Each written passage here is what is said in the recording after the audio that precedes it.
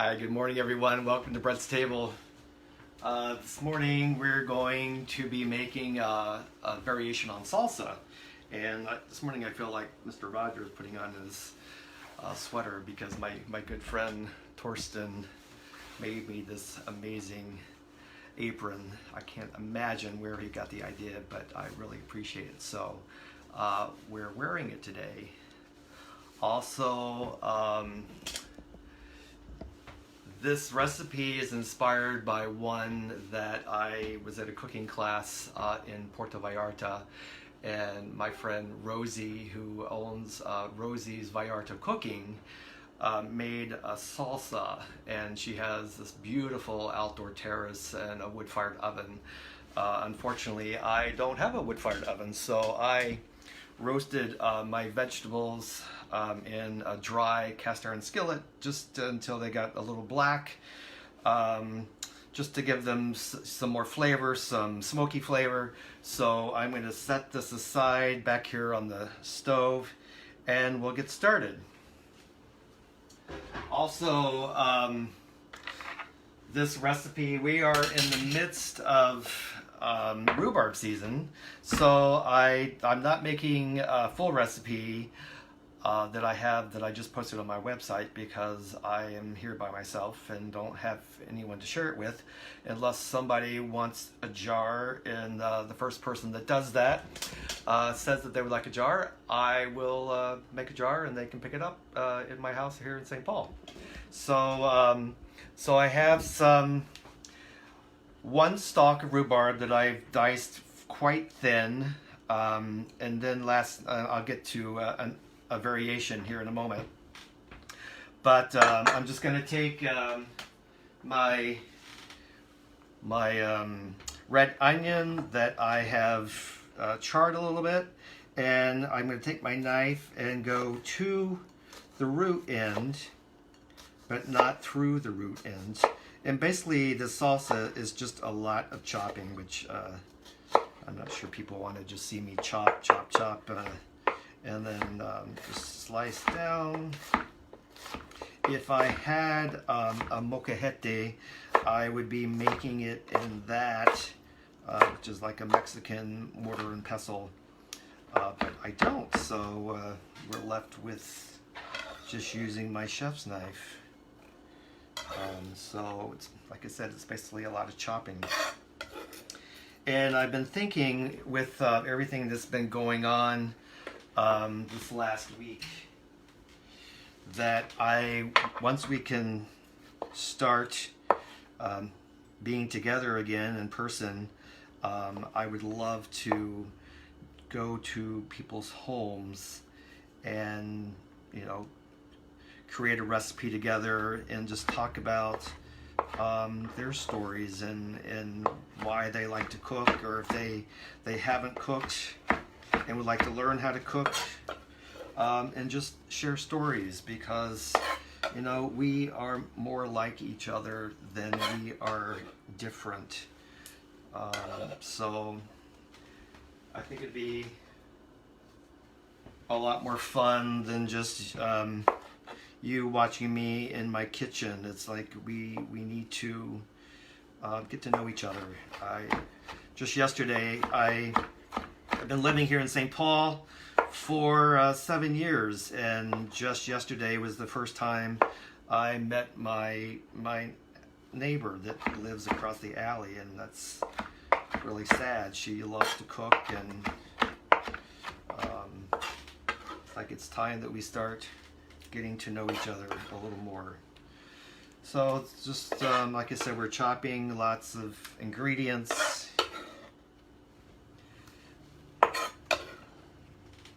All this has been roasted. We've got some red bell pepper that I've roasted as well. And this would be so much easier in molcajete. So if anybody's got one that they're not using and would like to gift it to me, I would be more than welcome to take it off your hands. Also, putting rhubarb in salsa, that created quite a stir on Facebook. You know, people either don't like it or they're allergic to it. My philosophy is that if you don't like something in a recipe, you can absolutely leave it out. If you're allergic to it, leave it out. If you want to put something else in, put it in. That's the beauty of a recipe. In my opinion, they're just a guide and you want to make it your own. How, you know, put in what you like. If you don't like something, then leave it out.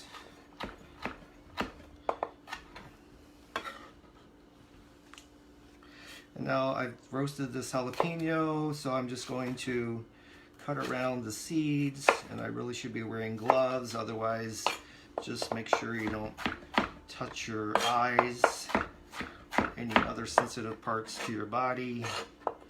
And we're going to just put this in.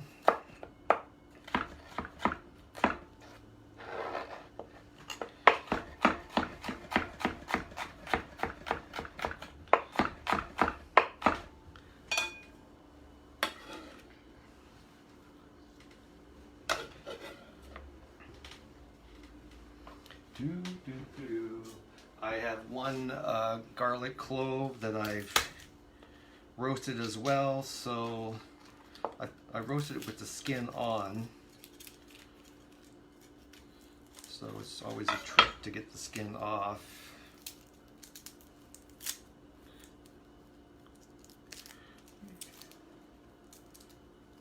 So yeah, if anyone is interested, when we get to the point of being able to actually socialize together, if you would be interested in me coming over and cooking something together, and you know, maybe even inviting your friends over afterwards to enjoy what it is that we cooked, let me know with coming into your home, sharing your story.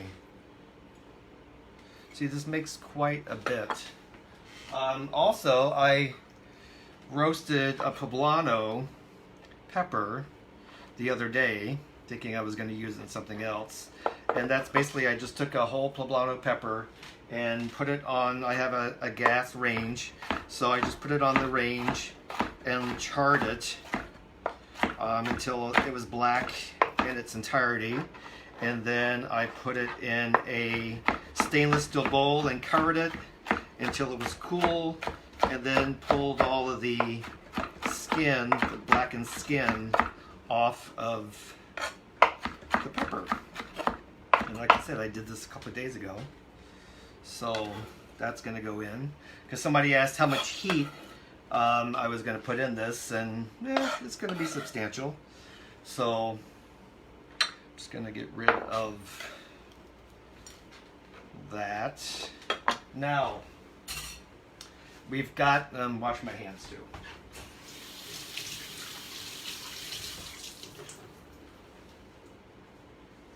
So, what's a little bit different is I have a pineapple. So we're going to take, we're not going to use all of it, but we're going to take and cut the top off, and I'm going to show you what we can do with that in a minute. Cut the bottom off so that it's level, and then we're going to take and just cut all the way around this pineapple. And I know you can buy pineapple already cut in a container, but why, you know, I know some people have arthritis so that they can't use a knife very well. But I encourage you to, you know, just buy a pineapple and cut it. Get rid of this. Now, I also was watching a TV show, and the chef took all of these pieces and put them in a simple syrup along with a vanilla bean and made a syrup out of them. And then they took and cut all the eyes out like so all the way around, and roasted this whole, and then was basting it with that simple syrup. But since I'm only using a quarter of this, I'm not going to do that. So, so take a quarter of this, cut out the core, set that aside, finish taking off some of these eyes.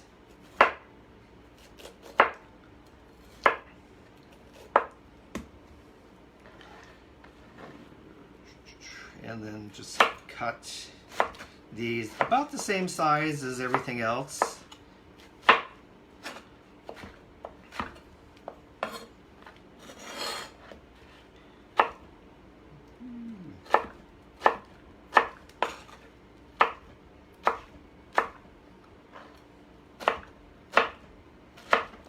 And again, you know, you can make as much or as little of this as you want. If you're having a party, you know, you can do this 2 times, 3 times. See, even, you know, I'm thinking that I'm not making a lot, but it's going to end up being a lot.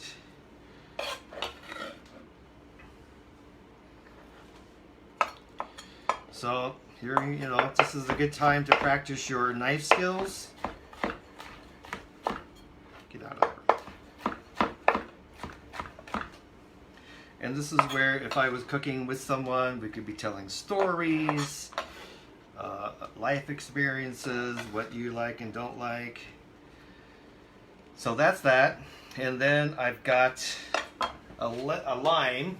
So, in my zester here, so we're going to, the zest of 1 lime goes in. Because why not? It's like beautiful, fragrant, citrusy. And then we're going to take and squeeze the lime into our salsa. I've also got a reamer somewhere around here.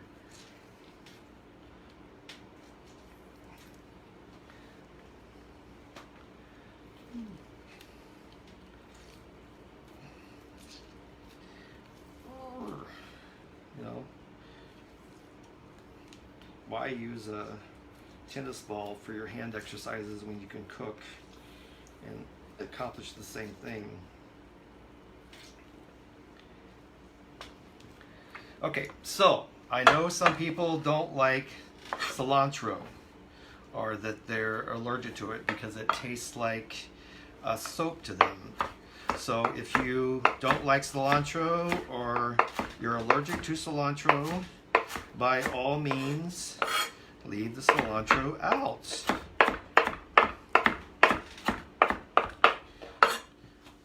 And put in parsley or basil or oregano or Mexican oregano. Okay, so I'm going to wash my hands. I think we're through chopping here.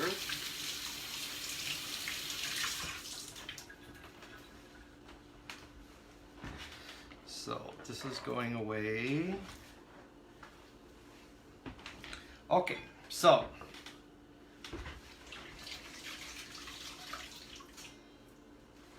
clean off my cutting board a little bit.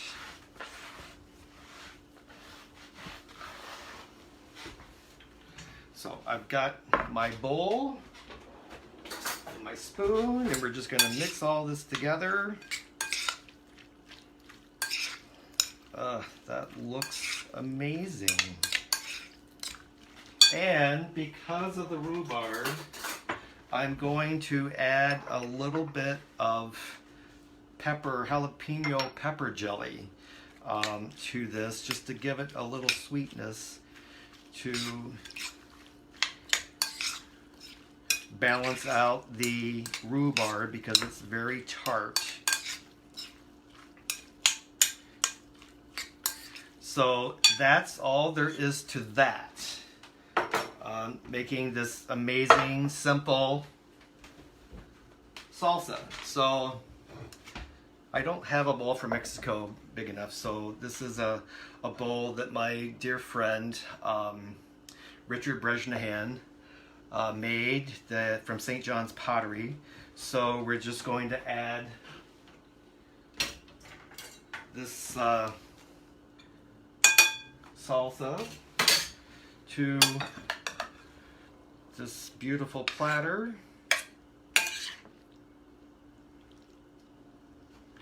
And then I know I would make sometimes tortilla chips, but today we're just going to, you know, buy what's from the store because it's easy and they're okay.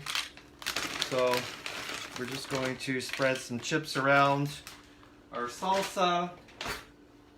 And then I just saw, you know, we've got chives blooming right now in the garden, so the chive blossoms are actually edible. So you can actually just pick off some of the blossoms and have with your salsa. So I think that's it. So very simple to do, amazing flavors. So I hope that everyone enjoys making this. Let me know if you do. And let me know if you would like for me to come teach you a recipe at your home and talk about your life experiences and, you know, your time growing up in the kitchen and why you like to cook and why you like to entertain. And if you haven't done that before and you would like to, and you would like to have somebody support you and, you know, be your mentor, I would be more than happy to do that. And it's time we get to know each other a little more. So if you have any questions, be sure to ask them on Facebook.